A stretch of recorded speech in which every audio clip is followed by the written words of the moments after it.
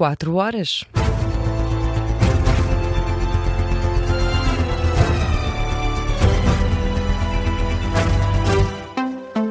Começa agora o Jornal das 4 da Rádio Observador, edição do jornalista José Rafael Lopes.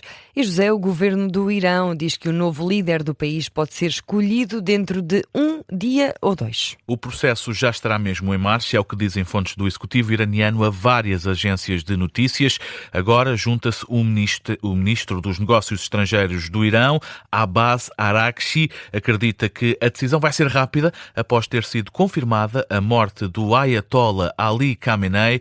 O governante iraniano diz ainda que os ataques de Israel e dos Estados Unidos não atingiram os objetivos desejados, nem vão conseguir fazê-lo nos próximos dias. Entretanto, o Irão afirma ter lançado um novo ataque em grande escala para vingar a morte do líder supremo. Informação dada pela Guarda Revolucionária do Irão, que diz ter lançado uma nova onda de ataques em grande escala contra o inimigo após Ali Khamenei ter sido morto. Falam em mais 2 vagas, a 7ª e a 8ª. Na operação Promessa Honesta, os alvos desta nova vaga de ataques não foram especificados. E ainda não há novo líder supremo no Irão, mas milhares de pessoas saíram à rua a pedir vingança pela morte do líder supremo. Começaram de manhã cedo, milhares de pessoas saíram à rua em Teherão, a capital precisamente do Irão, apelam a uma ação por parte do regime para vingar a morte do líder supremo. É o que relata a agência Tasmin, ligada à Guarda Revolucionária iraniana. Também se verificaram protestos pró-regimes noutros países, como é o caso do Iraque e também do Paquistão. E em Portugal há também uma manifestação, mas para celebrar a morte do líder supremo do Irão. A manifestação junto à Embaixada do Irão em Portugal pede o regresso da monarquia para uma transição para a democracia, uma transição protagonizada pela mão do príncipe Reza Pahlavi. Os festejos da celebração da morte de Ali Khamenei continuam. É lá que está o repórter João Lourenço. João, muitos iranianos presentes já conseguiram falar com os familiares no Irão?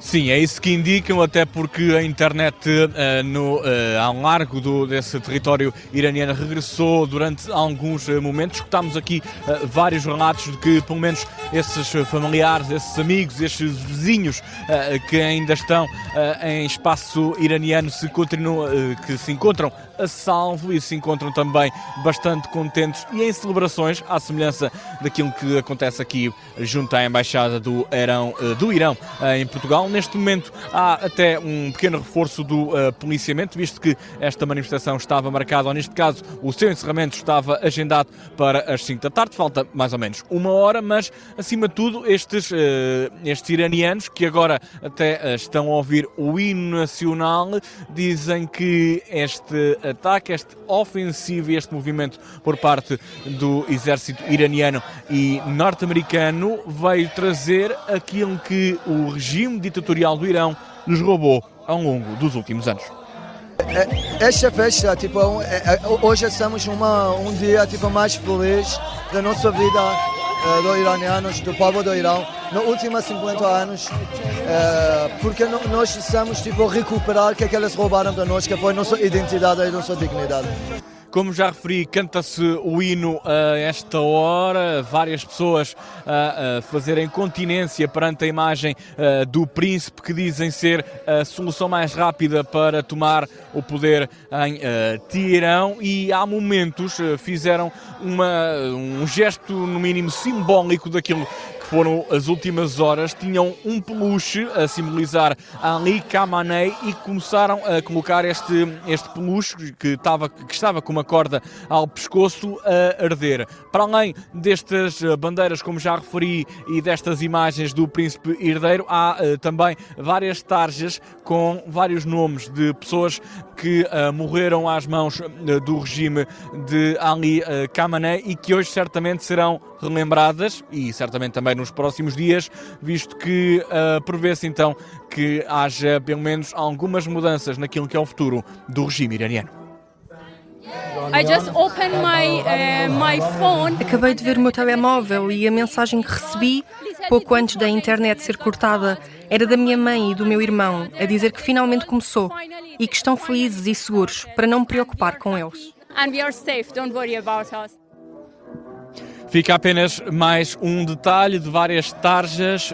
Tem uma sigla, #MIGA. Make Iran Great Again. Façam do Irão novo, grande novamente. Uma clara referência a Donald Trump, um dos que tem sido bastante saudado nesta manifestação e que certamente irá marcar os próximos dias do regime iraniano e certamente dos próximos movimentos militares em Teherão.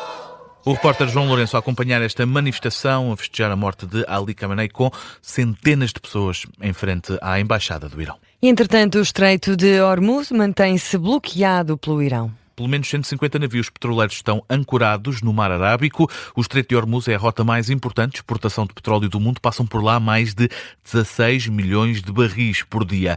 O especialista em direito internacional, Francisco Pereira Coutinho, acredita que o fecho deste porto de Hormuz pode, ainda assim, apesar de toda a importância que tem, não aumentar o preço dos combustíveis, muito devido aos Estados Unidos. Claro que isto vai ter algum impacto, eu não estou a dizer que não, mas verdadeiramente quem se abastece mais a ter esses petroleiros possivelmente iriam para a China. Os Estados Unidos são autossuficientes, não é?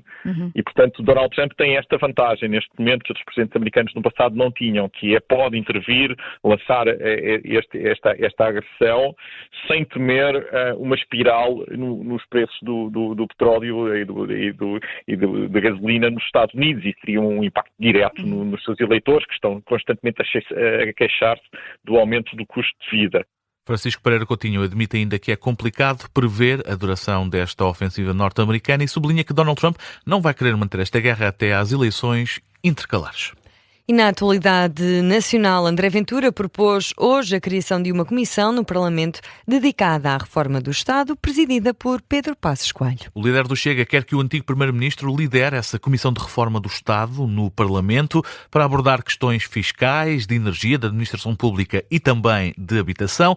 André Ventura diz que é um cenário possível se existir consenso entre o Chega, o PSD e a Iniciativa Liberal. Diz ainda André Ventura que um regresso de Pedro Passos Coelho à política não seria uma ameaça para o Chega. São declarações à margem da Feira de Turismo BTL em Lisboa. André Ventura que sublinha que o Ministério da Reforma do Estado não tem funcionado da melhor forma. São declarações que contamos trazer-lhe ao longo desta tarde informativa na Rádio Observador. E no Barreiro, mais de 500 pessoas protestaram hoje contra o encerramento da urgência de obstetrícia e ginecologia do Hospital do Barreiro. A decisão de encerrar este serviço é do Governo, que pretende agregar as urgências de obstetrícia e de ginecologia do Hospital do Barreiro ao Hospital Garcia de Horta, em Almada. Mais de 500 pessoas mostram-se contra, sendo que o grupo inclui utentes, médicos e autarcas. Protestam a decisão e acusam a Ministra da Saúde de não consultar os autarcas, nem as comissões de utentes, nem os bombeiros, antes de avançar com a medida. A Comissão de Utentes dos Serviços Públicos do Barreiro espera que a Ministra ainda possa mudar de ideias, é o que defende Antonieta Fortunato. Confirmou-se aquilo que já há algum tempo viemos a dizer que não é possível. Contudo, com esta mancha humana que tivemos aqui hoje, ainda estamos convictos que a Ana Paula Martins volta atrás. Até porque o Garcia da Horta não tem condições para receber todas estas grávidas que vão chegar. A Comissão de Utentes dos Serviços Públicos do Barreiro lembra ainda que o Hospital do Barreiro recebeu recentemente um investimento acima de 2 milhões de euros. Já o Presidente da Câmara Municipal do Barreiro, Frederico Rosa, adiantou que os autarcas da região vão deslocar-se já amanhã ao Ministério da Saúde para tentarem ser ouvidos por Ana Paula Martins. Vamos às 8h30, os vários autarcas da Península.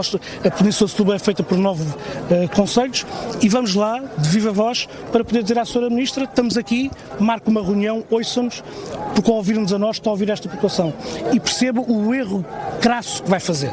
As palavras do Presidente da Câmara Municipal do Barreiro, Frederico Rosa, a dar conta da intenção de marcar uma reunião urgente com a Ministra da Saúde já amanhã, logo às 8 da manhã. E no desporto, o Benfica joga amanhã com o Gil Vicente, mas a conferência de imprensa de José Mourinho ficou marcada pelo tema Prestiani e a acusação de racismo. O treinador do Benfica assume que se tem mantido imparcial desde o início, mas garante que não há espaço no clube para racismo. Como tal, José Mourinho diz que se as acusações a Prestiani de racismo forem verdadeiras, o jogador não tem futuro no Benfica. Também digo se, e repito se, muitas vezes, se o meu jogador não respeitou estes princípios, que são os meus, e não são só os meus, são os do Benfica também, esse jogador, a sua carreira com um treinador que se chama José Mourinho, ou num clube que se chama Sport Lisboa e Benfica, este jogador, a sua carreira chega a um fim.